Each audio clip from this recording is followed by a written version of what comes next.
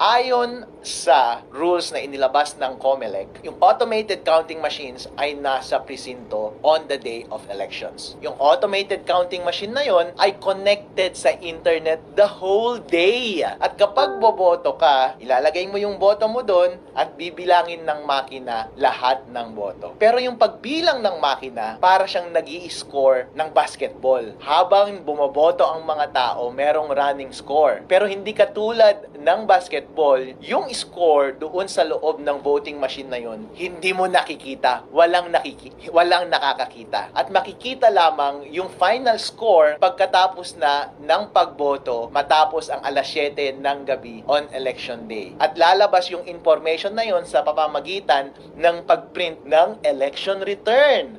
Tapos, yung makina, ipapadala niya yung result sa servers ng COMELEC at yun yung official na returns ng election. Ang concern ko was, kapag konektado sa internet yung makina, bago mag-print ng election return at corrupted yung source code ng makina, pwedeng ma-hack ng isang hacker yung makina at dadayain yung lalabas na final score doon sa election returns at madadaya yung resulta ng eleksyon. Yun po ang puntos ko doon sa video na iyon. So, Attorney Harold Respicio, bakit pwede bang mabago yung source code ng isang makina? Well, ang binanggit ko doon sa video was, pwede on principle basta may physical access ka sa makina. Bilang eksperto sa IT, ikaw din, kapag bumibili ka ng gadget mo doon sa Green Hills, di ba? Kapag nakaw yung cellphone na yon or nakaw yung laptop, pagdadalhin mo doon, babaguhin na nila yung source code ng computer na yon kahit may password pa yung device na yon. Kasi, ang basic principle ng information system security is, basta may physical access sa device, ang isang masamang tao at gusto niyang baguhin yung source code ng makina na yon, pwede mong mabago yung source code ng makina na yon. So, on principle, ang mga makina ng pagboto, basta merong access ang tao dyan, pwedeng mabago yung source code. Ngayon, ang diniscuss ko doon sa video was, sige, sinesecure nga ng COMELEC lahat ng makina na iyon.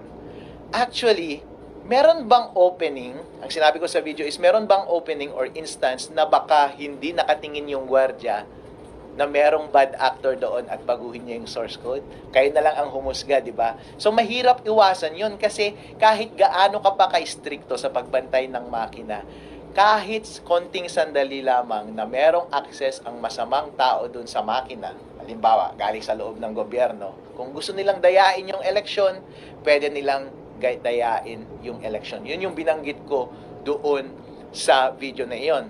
Ngayon, hindi mo maiiwasan yung bagay na iyon. Kaya, ang alternatibo mong solusyon dyan ay, kapag nagtanim sila ng masamang code, source code, doon sa makina, at may opening sa hacker, pwedeng i-hack. Dapat ang gawin mo, during election day, huwag mo siyang i-connect sa internet. Kasi kahit corrupted yung source code doon, kahit ano pa ang gawin ng hacker, hindi niya ma-access yung device. Therefore, hindi niya mababago yung score.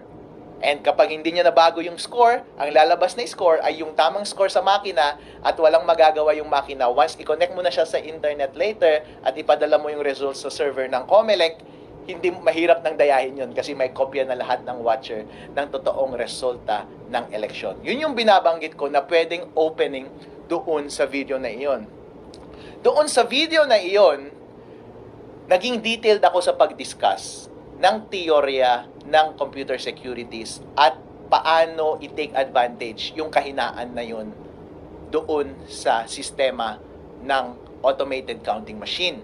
So, nag-code ako doon, dinemo ko kung paano mo talaga siya gagawin code by code, line by line, at ginamit ko itong laptop ko para i-demo in actuality paano siya gagawin. Para, pag nakita ng COMELEC yung video na yun, oo nga no, o kaya nakita ng taong bayan yung video na yun, sasabihin nila, oo nga no, convincing na convincing yung explanation ni Harold. pwede ngang mangyari. Ayusin nga natin to. Actually, yun yung purpose ng video na yun eh. Yun yung hope ko na sana maayos ng COMELEC yung rules nila. Kasi, ang simple lang siyang pwedeng ayusin. Walang mawawala sa atin. Ang gagawin lang ng COMELEC is babaguhin niya lang yung rules niya kung paano natin i-handle yung ACM machines during election day. Kasi right now, may lunabas na rules ang ACM kung paano i-operate yung voting machine na yon on election day. At kapag babasahin mo yung rules, connected na siya sa internet on the whole day. And walang instruction dun na dapat hindi siya connected sa internet or dapat i-connect mo lang siya sa internet after mag-print ng election returns. Ang recommendation ko was, bilang eksperto, ay magdagdag ka lang ng isang linya dun sa rules mo, COMELEC, at sabihin mo dun na wag mong i-connect sa internet habang nagbobotohan at